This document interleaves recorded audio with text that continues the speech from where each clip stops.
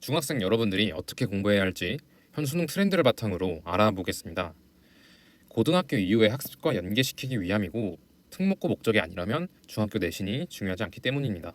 그리고 학습의 방향을 수능 기출 문제가 잘 잡아주고 있기 때문에 현 수능 트렌드를 바탕으로 공부하는 것이 굉장히 중요합니다. 결론이지만 첫 번째로 말씀드리고 싶은 건 국어 영어에서는 어휘를 강점으로 좀 가져가셨으면 좋겠고 수학에서는 도형으로 강점을 가져가셨으면 좋겠습니다. 중학교 때는 이것만 가지고 올라가면 수능 공부할 때 굉장히 수월할 것이다, 이렇게 말씀드릴 수가 있습니다. 자, 먼저 국어에 대해서 설명드리겠습니다. 현 수능 국어의 특징. 18년도 수능의 경우 1등급 컷이 94점으로 보통 이전에도 90점대에서 1등급 컷이 나왔습니다. 근데 19년 수능에 보시면은 84점으로 초유의 사태가 일어납니다. 이때는 평가원장이 사과까지 합니다. 그 이후로 19년도처럼 1등급 컷이 낮지는 않지만 91점, 88점 나오다가 22년에 국어 선택 과목으로 나뉘면서 1컷이 다시 낮아집니다. 이때는 학생들이 낯설기도 하고 또 처음이기 때문에 좀 더 어렵게 내지 않았을까, 이렇게 생각을 합니다. 영어가 지금 절대평가기 때문에 국어에서 변별을 무조건 해줘야 되기 때문에 앞으로도 국어는 어려울 겁니다. 19년에 84점이라는 초유의 사태가 일어나고 그 다음에 국어가 어떻게 경향성이 바뀌었냐를 알아봅시다. 우선은 19년도 수능의 지문을 한번 보겠습니다. 독서 지문이 한 페이지를 전부 채우는 걸 보실 수 있습니다. 이렇게 작게 보지만 여러분들이 문제를 받았을 때는 굉장히 큰 종이에 이렇게 지문이 빽빽하면 수험생이 멘붕에 올 수밖에 없겠죠. 이때 불수능 논란이 터지고 23년 수능에는 오케이 알겠습니다 하고 평가원 지문의 길이를 줄이게 됩니다. 자, 이렇게 지문의 길이가 줄어들면 수험생의 국어 체감 난이도는 올라갈까요? 줄어들까요? 어차피 수능은 등급을 나눠야 되고 경쟁을 해야 되기 때문에 변별을 하긴 해야 되겠죠. 그래서 지문의 길이가 짧아졌지만 선지의 추론이 급상승하고 어휘가 분친절해졌습니다. 자, 이게 무슨 말이냐? 22년 수능 독서 지문 발췌문입니다.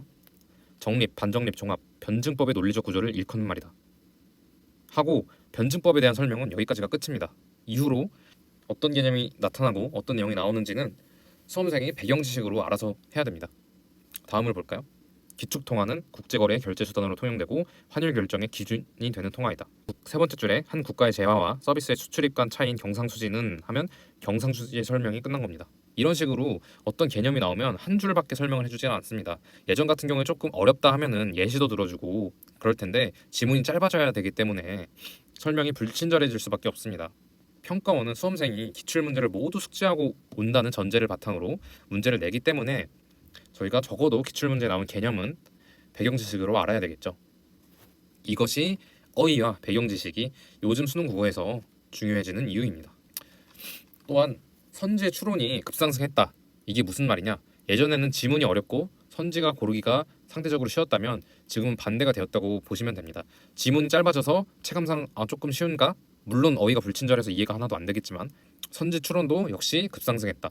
우리가 선지 추론 같은 경우는 국어에서 추론이 필요하다는 말은 수능 국어가 아니라 리트나 피트 시험에서만 통용되는 말이었는데 이제 수능에서도 추론이 필요하게 되었습니다.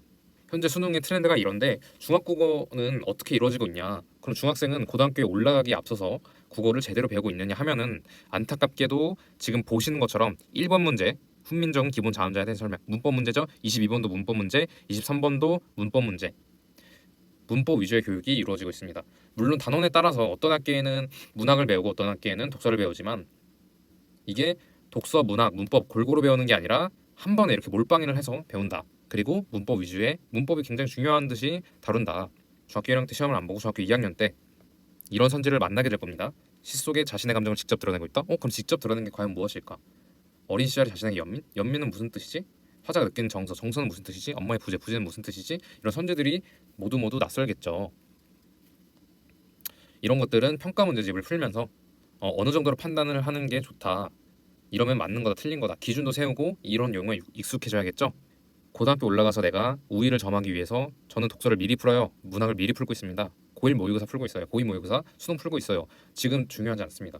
우위를 점하려면 배경지식, 어휘부터 탄탄히 다져야 나중에 고등학교 올라가서 툭툭 치고 나갈 수 있겠죠.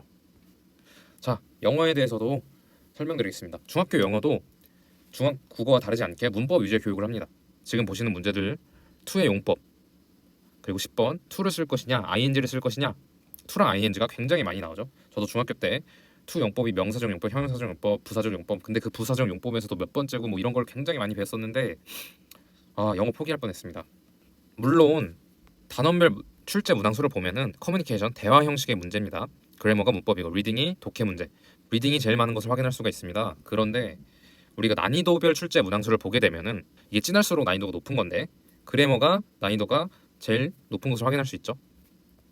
그러니까 리딩 문제는 절대적으로 문법보다 많지만 변별 문제는 보통 문법에서 이루어지고 학생들도 문법에서 어려움을 많이 느끼겠죠. 그리고 리딩 문제가 많지만 어휘 물어보는 문제가 총 문제 25문제가 중에 4문제를 차지하기 때문에 리딩 문제에서 어휘랑 문법을 따로 빼면 어휘랑 문법이 가장 많이 차지한다고도 생각을 할 수가 있겠죠. 자, 중학 영어에서는 어휘와 문법이 중요합니다. 근데 수능에서도 마찬가지죠.